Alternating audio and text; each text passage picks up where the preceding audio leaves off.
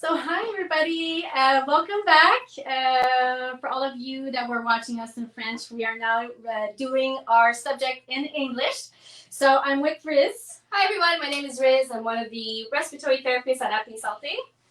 And again, today what we're going to talk about is a question that a lot of our patients ask.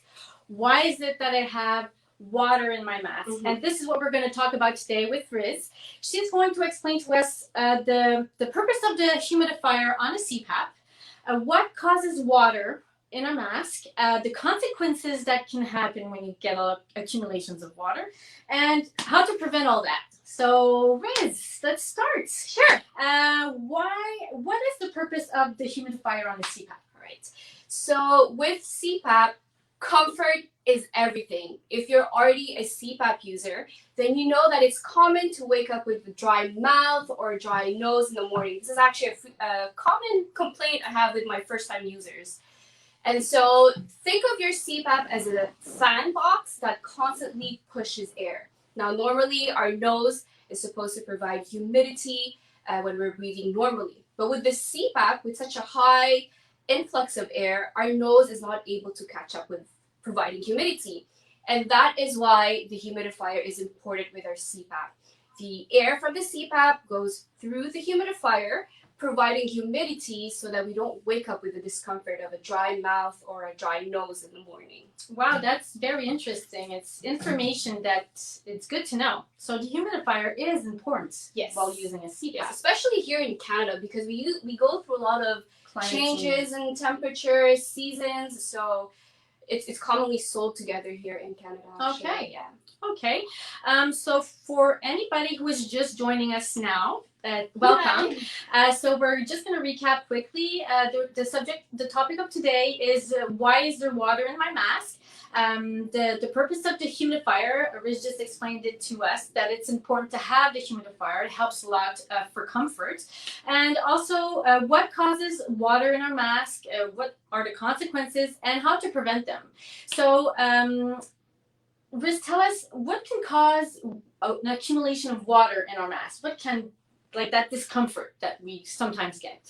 So water in our mask, or a lot of patients will describe it as rainout. Oh, rainout. Waking up with water in my mask. That's usually caused by a huge difference in temperature between your humidifier and the temperature in your bedroom. Oh, we have one question. Christopher, Christopher Perkert, he'd like to know, he had water in his tube, so he stopped using the humidifier. Is that okay? Stay tuned, Christopher, because we actually have an answer for you. So stay tuned, Christopher. Let me just explain why, first of all, you have water in your tube. That's because of the huge difference in temperature between the humidifier and your bedroom. So don't forget, your humidifier is heated. So that means that there's a heating plate heating up the air, heating up the water to cause mist so that the airflow can pick up that mist. So if you like to sleep in a cooler ambiance environment, well, that gradient in temperature or difference in temperature is what will cause water or the condensation or rainout, as most people will describe it as. And like Riz was saying before, I'm guessing, because we have such climate change, it's important that can happen often to our patients that live in Canada. Yes, but not just weather. Actually, a lot of people like to sleep with a fan in the room or sleeping with their windows open. Another example in the summer is if you have AC in the room. So anything that will cool down the temperature in your room can cause rainout or condensation in your tubing. Oh, so it's very good to know. So all these accumulations in water, rainouts, as the term said, what can be the consequences of that? Okay, so I said earlier that your humidifier in your Cpap is very important for comfort, but improper use of your humidifier can cause a lot of discomfort, or for some patients, it's so the consequences are so bad that a lot of them abandon. Oh, so for example, a lot of my patients will say, I wake up with water dripping from my mask. I mean, who wouldn't wake up from that, right? Yeah. Our goal is that you sleep all night uninterruptedly. So waking up with water in your mask, gurgling sound. So Christopher, you must have heard this in your tube. If you have water in your tube, well, you hear gurgling, a little bit like glug, glug, glug, glug, glug. So not only is it uncomfortable for the patient, but it might also wake up your bed partner. Which is not fun. You don't want to wake them up. No. Another thing we have to watch out for is that it's unsanitary, right? Anytime there is presence of water, well, you're more prone to developing mold or bacterial culture. So we don't want that, especially that we're breathing it directly into our lungs. But more importantly, one of the baddest side effects is waking up with dry mouth in the morning, mouth and nose. Actually, a lot of people will describe it as it's very, like it's sandpaper in their mouth because there is no humidity. And I think a lot of you guys can relate to that, waking up with a dry mouth. I think it's something that is a common thing that happens to patients. Yes. Okay. So if you guys have any of those situations that happen, don't forget to let us know, and we'll be able to interact with you and answer your questions. So whoever is joining us now again, I just want to do a little recap quickly.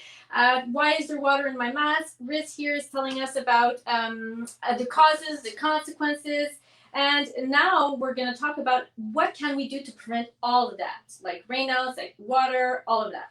So Christopher, again, this is for you. Yes, Christopher. So if any of you are experiencing discomfort from water in your tube, don't give up just yet. Here are your solutions. So one, adjust your humidifier. It's adjustable. Don't be afraid to adjust it. You can actually adjust your humidity level and your tube temperature, which will improve your humidity setting, but also prevent rainout or accumulation of water in your tube. And just to say quickly, in our live event on the side, we have all the links because we do have videos to help you if you don't know how to adjust the humidifier. We have videos for every Cpap on how to adjust it. So Christopher, if you need, you can send us your email. We'll send it the video to you, or you can look on the links. They're right beside the title of this event. And it's very easy. It explains to you how to adjust it step by step. So so that would be one of the solutions to help with condensation water rainouts. Yes. Another solution is activating your heated tubing. So rainout is actually a very common complaint. So most CPAPs now come with a heated tubing. So what a heated tubing does is there's a heating element all throughout the length of the tube that heats up the air. So that maintains the temperature of the air coming out from the Cpap all throughout the length of the tube so that there is no loss in humidity or accumulation of water, condensation, rainout, however you describe it, it will eliminate the water. No, that's good to know, guys. That's very good to know. And for those who have an older model of Cpap, the older models are not compatible with the heated tubing. So what we have is a hose cover. Now the hose cover, think of it like a blanket for your tube. It wraps around your tube and it isolates the tube from the cold air in your bedroom. So again, eliminating that difference in temperature. So it's, again, long enough for your tube. And a bonus with this, for those of you who are fur moms or fur pops, well, it protects it from your cats or your dogs who likes to munch on your Cpap tubes. We've heard a lot of stories about cats eating the tubes. A lot of common people come for that. Yes. I had a question for you. Yes. So this is a heated tube. Yes. So I guess there's an electric circuit in it. Yes. So you know that you have a heated tubing when on one end of your tube you see that there is an electric component to it. Otherwise, it would just be a rubbery end on both sides. So one of our patients wanted to know, she said that she feels so hot in her mask. Like, what can she do for that? Because she has the heat on, I'm guessing. Yes. Thank you very much for your comment, by the way, Nadine. So it's super hot for her. What can she do to help that? Okay. So what could you do is when you're setting up your humidifier, there is a setting for humidity level and tube temperature. Okay. So those are two different things, right? Obviously, if you're adjusting your humidity, that's the amount of water or humidity you want to receive. So that will prevent the dryness. But the tube temperature, that is the heat you want in your tube.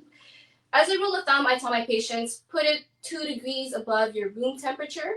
Okay. That way we're not having that difference in temperature. But definitely you can try bringing that down a din. And with setting up your humidifier, it's trial and error. Yeah. You know, a lot of my patients will tell me, oh, what should it be at? I tell them it's a trial and error because comfort is something personal to a patient.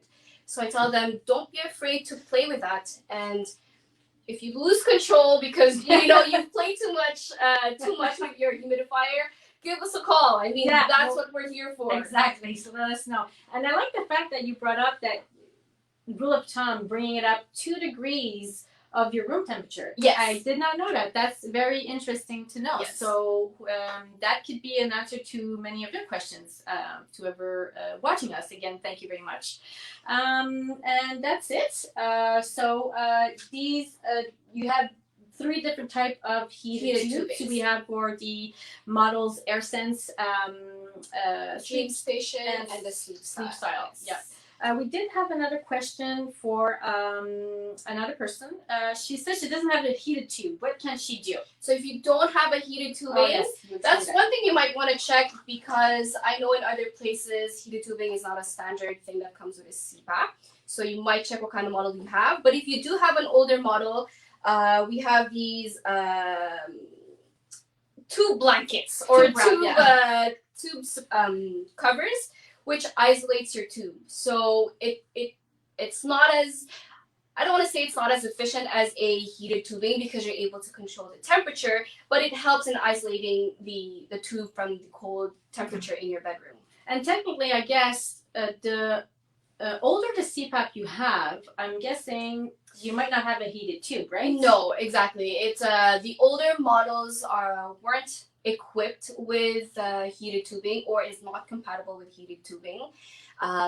So, I mean, if you're interested, I mean, we are respiratory therapists, but we also have Cpaps that we also treat sleep apnea. So we do have the newer models of Cpap. So, okay, well, that was great. Thank you so much. I learned a lot today. I'm guessing a lot of our patients. I hope we were able to help you guys. Yes. And if you guys wanted to either buy whatever tube or anything like that, you can always go on our online shop at newsanté.com. And also all of our blogs and every topic that we talked about today, why do I have water in my mask, how to change the humidity, is also on our website. And again, the links are right below on this event. And we're going to have more topics for you guys. So whenever you want to hear any subjects that are interesting for you or questions you have, you can also come and see us. We have 9 clinics, well 8, soon 9. But you can also let us know, and those are topics that we'll take in consideration, and we would love to talk about it with you. And what will we be talking about next week? So actually next week we're thinking, transition of weather, allergy season. Yeah. So we're thinking how to troubleshoot nasal congestion or seasonal allergies while using your Cpap. Yeah, and we'll go over also our super cool spring specials. So stay tuned. Yes, don't miss out on that. And guys, if you like this video or if you want any more lives, please let us know. Yes. Let us know by clicking on the like button, putting in your comments, sharing. Yeah, sharing. Is great. And if I have Toronto. Hey, Christopher's from Toronto. Thank you so much for joining us. We're from Point Claire. I hope my tips help you tonight. And actually, Christopher has another really good question. How many times should we change our temperature? Like I said, it's trial and error. So it's common to be playing with that in the beginning of your treatment. But especially if you're from Toronto, then you're living the same experience here in Montreal where we go through temperature changes, weather's, transition in weather. Yeah. So with every, it's common to change it with every season or. So at least maybe 4 times a year, maybe. Yeah, it's common. kind of like changing your filters. Exactly. Okay. Yeah. All right. Well, that was great questions. And again, guys, stay tuned for more lives with us. And if you have any questions, again, our blogs on our website, apnesante.com, and right below the link. Don't forget to like and share. And thank you so much. Have a good day. Have a good day, Good guys. night. Yeah. Sleep well. Sleep well. Bye, guys.